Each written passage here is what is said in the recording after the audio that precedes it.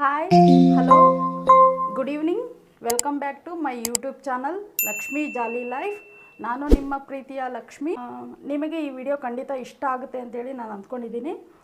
ಈ ವಿಡಿಯೋ ನಿಮಗೆ ಇಷ್ಟ ಆದಲ್ಲಿ ಲೈಕ್ ಮಾಡಿ, ಶೇರ್ ಮಾಡಿ, ಹಾಗೆ ನಿಮ್ಮ ಅನಿಸಿಕೆಗಳನ್ನ ಕಮೆಂಟ್ಸಲ್ಲಿ ತಿಳಿಸಿ.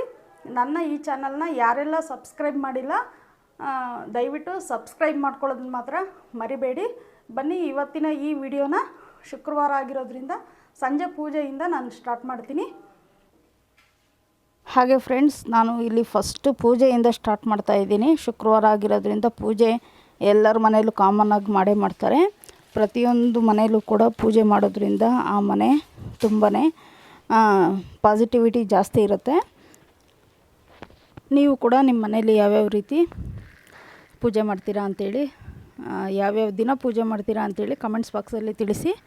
ಯಾರೆಲ್ಲ ನನ್ನ ಚಾನಲ್ನ ಮೊದಲನೇ ಬಾರಿಗೆ ನೋಡ್ತಾ ಇದ್ದೀರೋ ದಯವಿಟ್ಟು ಫಸ್ಟು ಸಬ್ಸ್ಕ್ರೈಬ್ ಮಾಡಿಕೊಂಡು ನೋಡಿ. ಯಾಕಂದರೆ ಇದು ನನ್ನ ಮೊದಲ ಪ್ರಯತ್ನ. ಯೂಟ್ಯೂಬ್ ಸ್ಟಾರ್ಟ್ ಮಾಡಿ 1 ಮಂತ್ ಆಗ್ತಾ ಬಂತು. ಅದಕ್ಕೋಸ್ಕರ ರಿಕ್ವೆಸ್ಟ್ ಮಾಡ್ತಾಯಿದ್ದೀನಿ. ನಾವು ಕೂಡ ಸೋಮವಾರ ಮತ್ತು ಮಂಗಳವಾರ ಮತ್ತು ಗುರುವಾರ, ಶುಕ್ರವಾರ, ಶನಿವಾರ ಈ 5 ದಿನ ವಾರದಲ್ಲಿ ಕಂಪಲ್ಸರಿ ಬೆಳಗ್ಗೆ ಮತ್ತು ಸಾಯಂಕಾಲ ಪೂಜೆ ಮಾಡೇ ಮಾಡ್ತೀವಿ. ಏನೇ ಇದ್ದರೂ ಕೂಡ ಆವತ್ತಿನ ದಿನ ನಾವು ತಪ್ಪಿಸಲ್ಲ. ನಾನು ಮಾಡದೇ ಇದ್ದರೂ ಕೂಡ ನಮ್ಮ ಮನೇಲಿ ನಮ್ಮ ಹಸ್ಬೆಂಡು, ನಮ್ಮ ಮನೆಯವ್ರು ಪೂಜೆ ಮಾಡ್ತಾರೆ. ಪೂಜೆ ಮಾಡೋದ್ರಿಂದ ತುಂಬಾ ಒಳ್ಳೆಯದಾಗುತ್ತೆ ಫ್ರೆಂಡ್ಸ್. ಯಾವುದೇ ಕಾರಣಕ್ಕೂ ಪೂಜೆ ಮಾತ್ರ ಮಿಸ್ ಮಾಡ್ಕೋಬೇಡಿ. ಪೂಜೆ ಮಾಡಿ ಬೆಳಗ್ಗೆ ಮಾಡಲಿಲ್ಲ ಅಂದರೂ ಪರವಾಗಿಲ್ಲ, ಸಂಜೆ ಮಾತ್ರ ದೇವ್ರ ದೀಪ ಹಚ್ಚಿ ನಿಮಗೆ ಒಳ್ಳೆಯದಾಗುತ್ತೆ. ಹಾಗೆ ನಾನು ಕೂಡ ಈ ವಾರದಲ್ಲಿ 5 ದಿನ ನಾನು ಮಿಸ್ ಮಾಡದೆ ಪೂಜೆ ಮಾಡೇ ಮಾಡ್ತೀನಿ. ಹಾಗೆ ಫ್ರೆಂಡ್ಸ್, ಇಲ್ಲಿ ಟೀ ಮಾಡೋಣ ಅಂಥೇಳಿ ಸಂಜೆ ಟೀ ಕುಡಿಯೋಣ ಅಂತ ಅನ್ನಿಸ್ತು. ಟೀ ಮಾಡ್ತಾಯಿದ್ದೀನಿ. ಟೀ ಮಾಡೋ ಟೈಮಲ್ಲೇ ನನ್ನ ಮಗಳು, ನಮ್ಮ ಹಸ್ಬೆಂಡು ಚಂದಾಪುರ ಹೋಗಿದ್ದರು ಮಗಳನ್ನ ಕರ್ಕೊಂಬರೋಕ್ಕೆ. ನನ್ನ ಮಗಳು ಇಂಜಿನಿಯರಿಂಗ್ ಮಾಡ್ತಾ ಇದ್ದಾಳೆ. ಆ್ಯಕ್ಚುಲಿ ಅವಳಿಗೆ ಗೊತ್ತಿಲ್ಲ ನಾನು ಯೂಟ್ಯೂಬ್ ಚಾನಲ್ ಸ್ಟಾರ್ಟ್ ಮಾಡಿದ್ದೀನಿ ಅಂಥೇಳಿ. ಕರ್ಕೊಂಡು ಬರೋಕ್ಕೆ ಹೋಗಿದ್ದರು ಚಂದಾಪುರಕ್ಕೆ. ಚಂದಾಪುರದಿಂದ ಕರ್ಕೊಂಡು ಬಂದಾದಮೇಲೆ ಮತ್ತು ಮನೇಲಿ ಒಂದು ಸ್ವಲ್ಪ ಐಟಮ್ಸ್ ಎಲ್ಲ ಖಾಲಿಯಾಗಿತ್ತು, ಹಾಗೆ ತೊಗೊಂಬಂದರು. ಹಾಗೆ ನನ್ನ ಮಗಳಿಗೆ ಗೊತ್ತಿರಲಿಲ್ಲ ನಾನು ಯೂಟ್ಯೂಬ್ ಚಾನಲ್ ಸ್ಟಾರ್ಟ್ ಮಾಡಿದ್ದೀನಿ ಅಂಥೇಳಿ. ವಿಡಿಯೋ ಆಗ್ತಾಯಿದೆಯೋ ಇಲ್ವೋ ಅಂಥೇಳಿ ನೋಡ್ತಾ ಇದ್ದಾಳೆ ಅವಳು. ಮತ್ತು 3 ಜನನೂ ಟೀ ಮಾಡ್ಕೊಂಡು ಕುಡಿದ್ವಿ. ಒಂದು 10 ಮಿನಿಟ್ಸ್ ಹಾಗೆ ರಿಲ್ಯಾಕ್ಸ್ ಮಾಡಿಬಿಟ್ಟು ಏನು ಮಾಡೋದು ಅಡುಗೆ ಅಂಥೇಳಿ ಯೋಚನೆ ಮಾಡ್ತಾಯಿದ್ದೆ. ಹಾಗೆ ಅಡುಗೆ ಏನು ಮಾಡೋದು ಅಂತಂದರೆ ಫಾಸ್ಟಾಗಿ ಕ್ವಿಕ್ಕಾಗಿ 1/2 ಅವರ್ ಇಲ್ಲ 1 ಅವರ್ ಒಳಗಡೆ ಆಗೋವಂಥದ್ದು. 1/2 ಅವರ್ ಆದರೆ ಸಾಕು ಅಡುಗೆ ಮಾಡಲಿಕ್ಕೆ. ಆ ಥರ ಯೋಚನೆ ಮಾಡಿದಾಗ ನನ್ನ ಮೈಂಡಲ್ಲಿ ಬಂದಿದ್ದು ರೈಸ್ ಮಾಡಿದೆ. ಒಂದು ಸ್ವಲ್ಪ ರೈಸು ಮತ್ತು ಒಂದು ಸ್ವಲ್ಪ ಚಪಾತಿ ಮಾಡಿದೆ. ಚಪಾತಿಗೆ ಏನು ಮಾಡೋದು ಅಂತಂದರೆ ಬೇಳೆ ಸಾಂಬಾರು ಮಾಡಿದೆ. ಈಸಿ ಆ್ಯಂಡ್ ಕ್ವಿಕ್ಕಾಗಿ ಮಾಡ್ಬೋದು ಅಂಥೇಳಿ ಬೇಳೆ ಸಾಂಬಾರು ಮಾಡಿದೆ. ಅದು ಯಾವ ರೀತಿ ಮಾಡಿದ್ದೀನಿ ಅಂಥೇಳಿ ನಾನು ಶೇರ್ ಮಾಡ್ಕೊಂಡಿದ್ದೀನಿ. ನೆಕ್ಸ್ಟು ವೀಡಿಯೋಸಲ್ಲಿ ಹಾಗೆ ಬರುತ್ತೆ, ಕಂಟಿನ್ಯೂ ಬರುತ್ತೆ. ಫಸ್ಟು ಟೀ ಕುಡಿದ್ಬಿಟ್ಟು ಒಂದು 10 ನಿಮಿಷ ನಾವು ರಿಲ್ಯಾಕ್ಸ್ ಮಾಡ್ಕೊಂಡಾದಮೇಲೆ ಒಂದು ಸ್ವಲ್ಪ ರೈಸ್ಗೆ ಇಡ್ತಾಯಿದ್ದೀನಿ. ರೈಸ್ಗೆ ಇಟ್ಬಿಟ್ಟು ನೆಕ್ಸ್ಟ್ ಹಾಗೆ ಸಾಂಬಾರು ಮಾಡೋಣ ಅಂಥೇಳಿ ಕುಕ್ಕರ್ ಇಟ್ಬಿಟ್ಟು ಆಯಿಲ್ ಹಾಕಿದೆ. ಒಗ್ಗರಣೆಗೆ ಕರಿಬೇವು, ಆಮೇಲೆ ಒಣಮೆಣ್ಸಿನ್ಕಾಯಿ, ಈರುಳ್ಳಿ ಮತ್ತು ಒಗ್ಗರಣೆ ಮಾಡಿದೆ.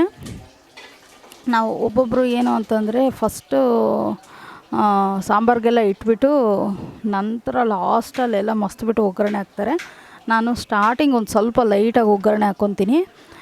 ಒಗ್ಗರಣೆ ಅಂತಂದರೆ ಕರಿಬೇವು ಮತ್ತು ಒಣಮೆಣ್ಸಿನ್ಕಾಯಿ, ಈರುಳ್ಳಿ ಮತ್ತು ಜೀರಿಗೆ ಇದನ್ನು ಸ್ವಲ್ಪ ಲೈಟಾಗಿ ಹಾಕ್ಬಿಟ್ಟು ಒಗ್ಗರಣೆ ಮಾಡ್ತೀನಿ. ಒಗ್ಗರಣೆ ಹಾಕಾದ್ಮೇಲೆ ಮತ್ತು ನೆಕ್ಸ್ಟು ಟೊಮೊಟೊ ಹಾಕ್ತಾಯಿದ್ದೀನಿ. ಟೊಮೊಟೊ ಒಂದು 3-4 ಟೊಮೊಟೊ ಹಾಕ್ಕೊಂಡೆ. ನೆಕ್ಸ್ಟ್ ಒಂದು 8-10 ಹಸಿಮೆಣ್ಸಿನ್ಕಾಯಿ ಹಾಗೆ ಕಟ್ ಮಾಡಿ ತೊಳೆದ್ಬಿಟ್ಟು ತೊಳೆದ್ಬಿಟ್ಟು ಹಾಕ್ತಾಯಿದ್ದೀನಿ. ನೆಕ್ಸ್ಟು ಹಾಗೆ ಬೇಳೆ ಕೂಡ 1-1.25 ಕಪ್ಪಷ್ಟು ನಾನು ಬೇಳೆ ತೊಳೆದ್ಬಿಟ್ಟು ಹಾಕ್ತಾಯಿದ್ದೀನಿ.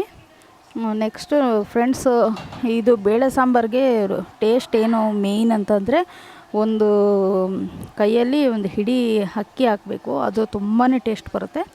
ಹಾಗೆ ಒಂದು ಸ್ವಲ್ಪ ಅರಿಶಿನ ಪುಡಿ ಮತ್ತು ಅದು ರುಚಿಗೆ ತಕ್ಕಷ್ಟು ಉಪ್ಪು.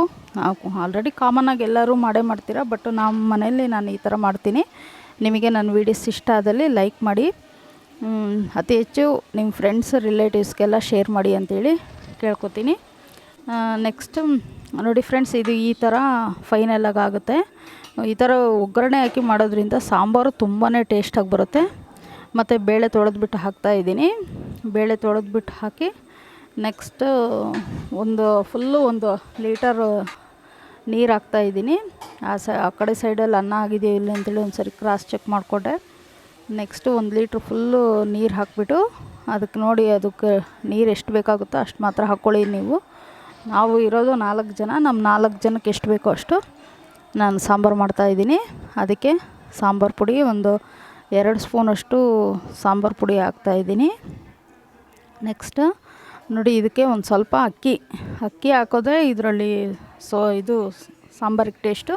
ಮತ್ತು ಬೆಳ್ಳುಳ್ಳಿನೂ ಕೂಡ ಬೆಳ್ಳುಳ್ಳಿ ಹಾಕೋದು ಮಾತ್ರ ಮಿಸ್ ಮಾಡಬಾರ್ದು. ಬೇಳೆ ಸಾಂಬಾರಿಗೆ ಅಷ್ಟು ಟೇಸ್ಟಾಗಿ ಬರುತ್ತೆ.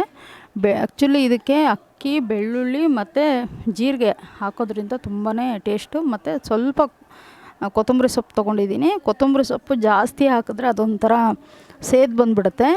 ಹಾಗಾಗಿ ಸ್ವಲ್ಪ ಹಾಕ್ತಾಯಿದ್ದೀನಿ.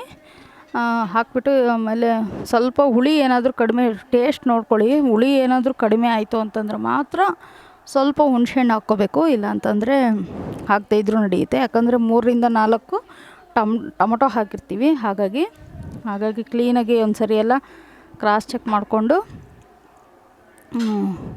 ಒಂದು ಸತಿ ನೋಡ್ಕೊಳ್ಳಿ ಟೇಸ್ಟ್ ಯಾವ ಥರ ಬಂದಿದೆ ಅಂಥೇಳಿ.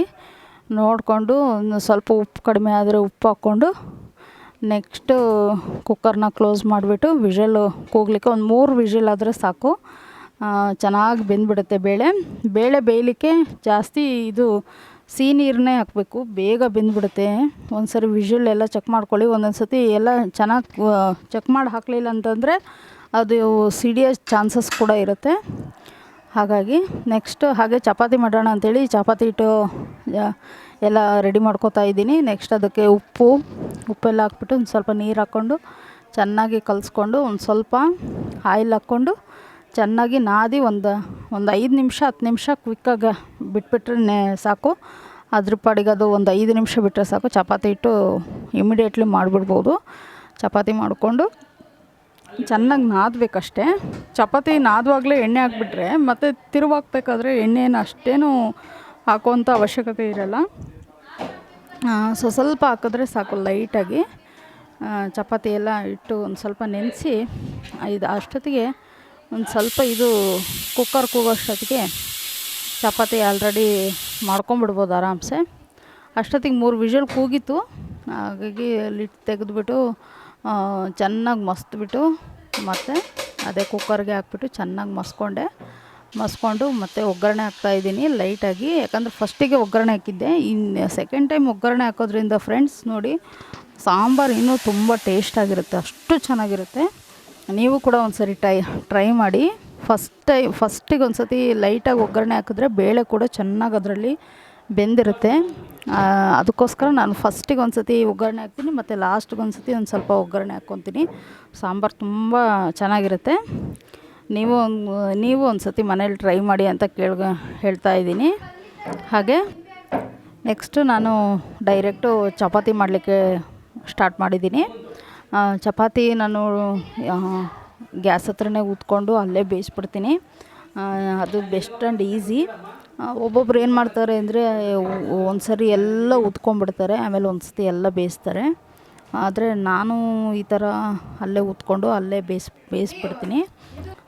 ನಮ್ಮ ಮನೇಲಿ 4 ಜನ ಇರೋದ್ರಿಂದ ಒಂದು 10-12 ಚಪಾತಿ ಆದರೆ ಸಾಕಾಗುತ್ತೆ. ನಿಮ್ಮ ಮನೇಲಿ ಎಷ್ಟು ಬೇಕೋ ಅಷ್ಟು ಮಾತ್ರ ಕಲಿಸ್ಕೊಂಡು ಚಪಾತಿ ಮತ್ತು ರೈಸು, ಬೇಳೆ ಸಾಂಬಾರು ಒಂದು ಸರಿ ಟ್ರೈ ಮಾಡಿ. ಬೇಳೆ ಸಾಂಬಾರು ತುಂಬಾ ಚೆನ್ನಾಗಿರುತ್ತೆ. ಅಂದರೆ ನಾನು ಮಾಡೋ ರೀತಿಲಿ ಒಂದು ಸತಿ ಟ್ರೈ ಮಾಡಿ. ಫಸ್ಟಿಗೆ ಒಂದು ಸತಿ ಒಗ್ಗರಣೆ ಹಾಕ್ಕೊಳ್ಳಿ ಲೈಟಾಗಿ, ಮತ್ತು ಲಾಸ್ಟಿಗೆ ಒಂದು ಸತಿ ಒಗ್ಗರಣೆ ಹಾಕ್ಕೊಳ್ಳಿ. ಸಾಂಬಾರು ತುಂಬ ಚೆನ್ನಾಗಿರುತ್ತೆ. ಯಾವ ಹೋಟ್ಲ್ಗಿಂತ ಕಡಿಮೆ ಇಲ್ಲ, ಅಷ್ಟು ರುಚಿ ಇರುತ್ತೆ, ತುಂಬ ಚೆನ್ನಾಗಿರುತ್ತೆ. ಇನ್ನೂ ಸ್ವಲ್ಪ ತಿನ್ನಬೇಕು ಅಂತ ಅನ್ನಿಸ್ತಾ ಇರುತ್ತೆ, ಅಷ್ಟು ಚೆನ್ನಾಗಿರುತ್ತೆ ಸಾಂಬಾರು. ಚಪಾತಿ ಮಾಡಿಕೊಂಡು ತಿನ್ನೋದ್ರಿಂದ ತುಂಬ ಚೆನ್ನಾಗಿರುತ್ತೆ. ಒಂದು ಸತಿ ಟ್ರೈ ಮಾಡಿ. ನಾವು ಒಂದೊಂದು ಸತಿ ಏನು ಮಾಡ್ತೀನಿ ಅಂತಂದರೆ ಏನು ಮಾಡಬೇಕು ಅಂತ ಯೋಚನೆ ಮಾಡ್ತಾ ಇರಬೇಕಾದ್ರೆ ಬೇಗ ಚಪಾತಿ ಮತ್ತು ಇದು ಬೆಸ್ಟ್ ಅಂದ್ಕೊಂಡು ಇದು ಟ್ರೈ ಮಾಡಿಬಿಡ್ತೀನಿ.